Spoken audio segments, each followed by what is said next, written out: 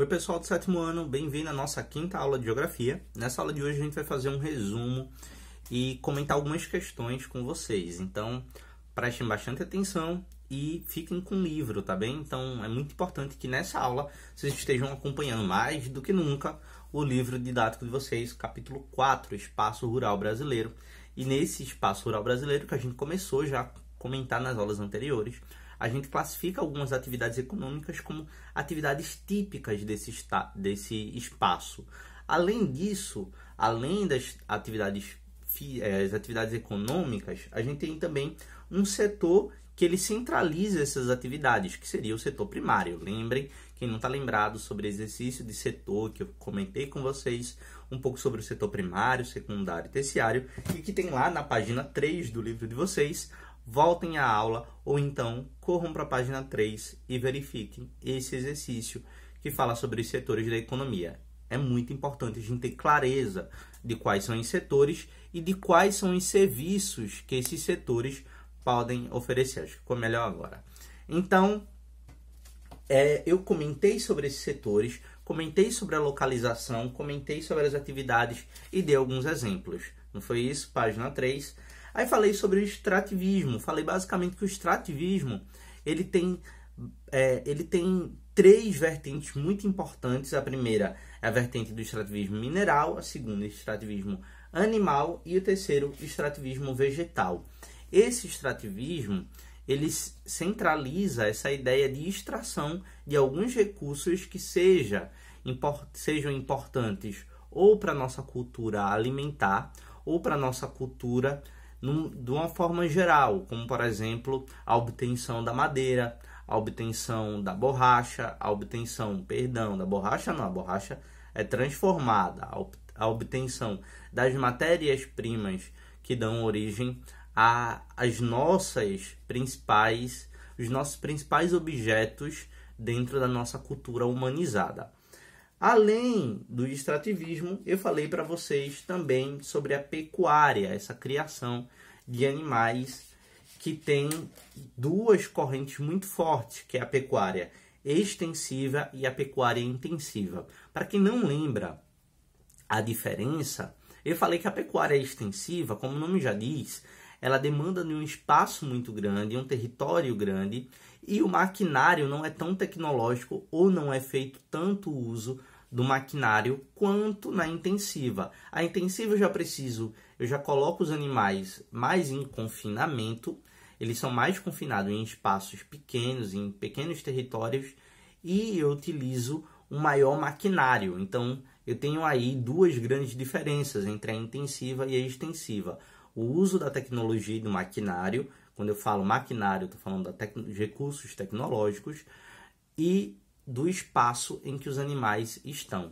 A extensiva, a ideia de pastagem dos animais, comendo algum tipo de pasto, é muito mais presente. Na intensiva a gente já não vê isso.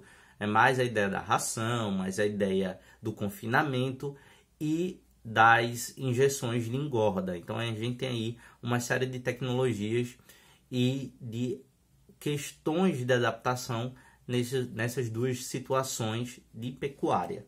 Tá bem? E falei para vocês sobre agricultura. Falei que a agricultura, principalmente no nosso país, é a atividade no espaço rural mais lucrativa. E a agricultura ela demanda de uma série de técnicas diferentes. Então, se fosse mencionar na aula de hoje as agriculturas, quais os tipos que elas podem ocorrer, eu iria falar muito aqui. Então, eu não vou falar nessa aula especificamente todos os tipos de agricultura, mas eu quero dar uma exploração maior sobre a agricultura e principalmente sobre dois tipos.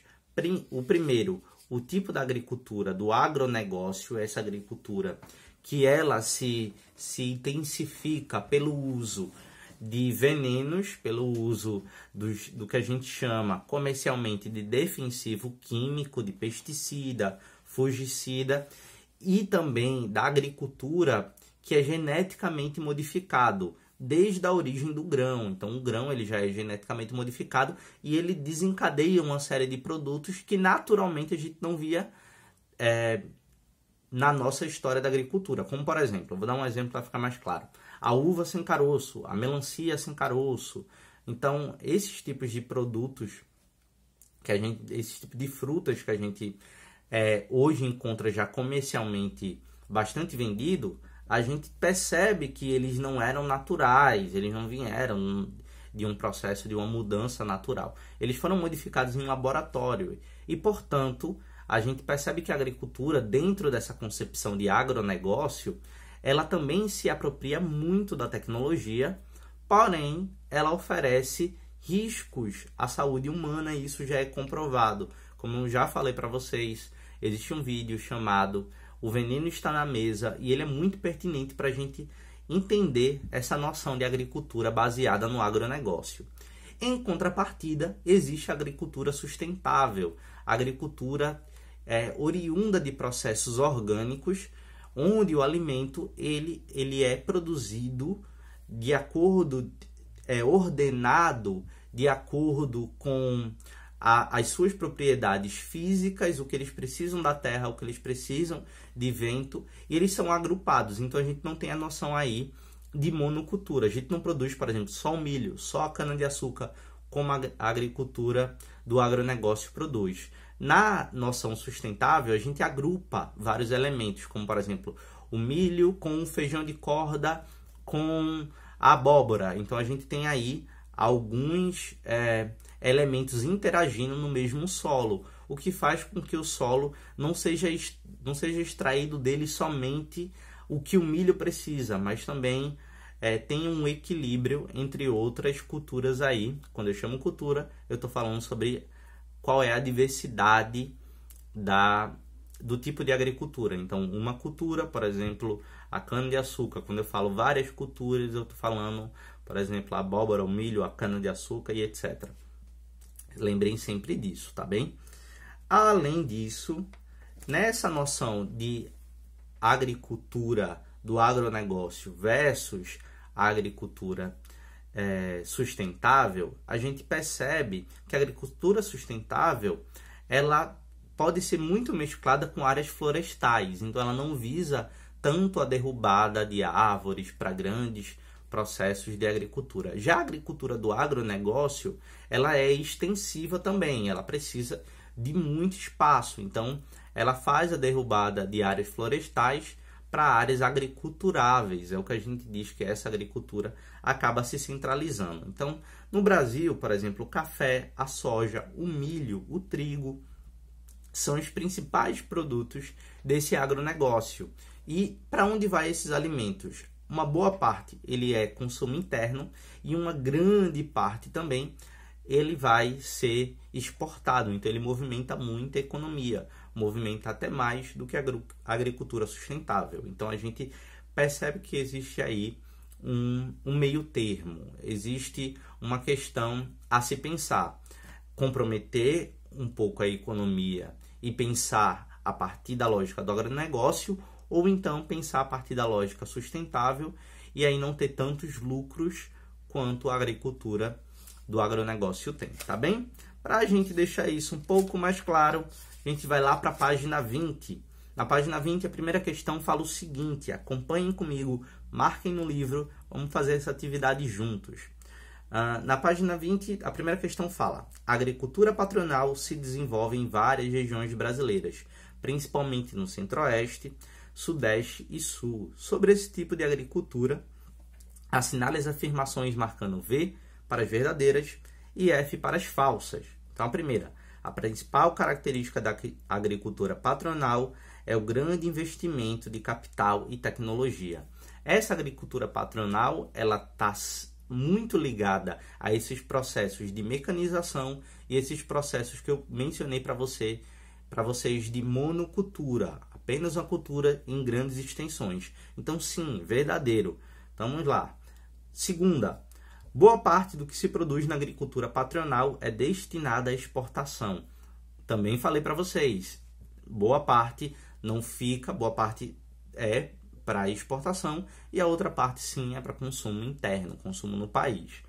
Terceira, por não estar entre os grandes produtores agrícolas do mundo, o Brasil não apresenta números expressivos na agricultura patronal. Errado. Eu já iniciei a aula falando para vocês que dentre as atividades do espaço rural, a agricultura se destaca muito, e principalmente esse modelo do agronegócio, da agricultura que ele chama aqui de patronal, tá bem?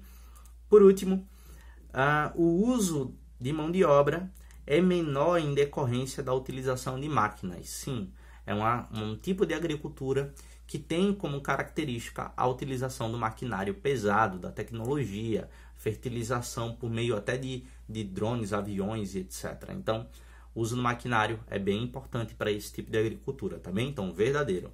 Segunda questão, a agropecuária é diferente de agronegócio. Justifique sua resposta. Então, eu colocaria aí basicamente o que o livro orienta. Eu botaria aqui sim, a agropecuária se refere à agricultura e a pecuária juntos. Então, a gente já vê aí a agropecuária, a agricultura e a pecuária juntos. Já o agronegócio, ele engloba um sistema próprio para a agropecuária ou só para a agricultura, que esse sistema envolve grandes extensões de terra, maquinário, tecnologia, envolve a utilização de sementes geneticamente modificadas e também de venenos ou, como a gente pode usar o nome mais comercial, defensivos químicos, tá bem? E aí, por último, para a gente fechar, eu vou deixar a questão 3. Cite 2 exemplos de como a atividade humana pode superar barreiras naturais na prática da agricultura. Então, eu já falei isso para vocês. Pensem bem na hora de responder essa questão. Da 3 em diante eu vou deixar com vocês, mas vou dar uma dica. Pensem bem de como a gente pode utilizar uma forma alternativa de se fazer essa agricultura. Eu mencionei uma. Basta vocês pensarem, ou quem não deixou escapar, voltar ao vídeo e responder essa questão, tá bem? O resto vai ficar para vocês. A gente se encontra na próxima aula. Se cuidem e tchau!